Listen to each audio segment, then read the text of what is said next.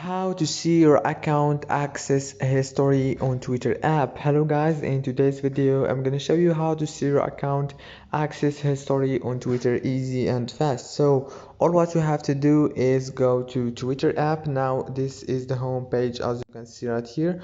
All what you have to do is go to the top corner and click on your profile picture. Now go down and click on settings and privacy, and here on this page you have to choose the second option. It's security and account access. Click on it, and on this page choose apps and sessions.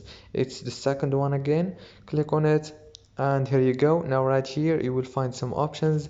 Click on account access history, and here you will need to confirm your password, and you will be able to see your account access history easy and fast.